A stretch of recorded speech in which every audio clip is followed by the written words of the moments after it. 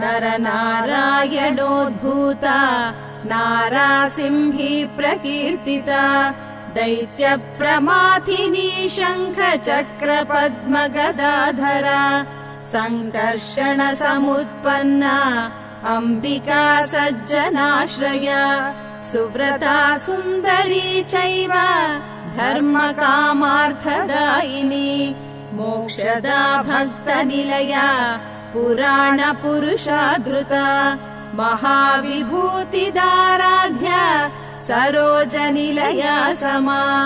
अष्टादशभुजानादिर्नीलोत्पलदलाक्षिणी सर्वशक्तिसमारूढा धर्माधर्मविवर्जिता वैराग्यज्ञाननिरता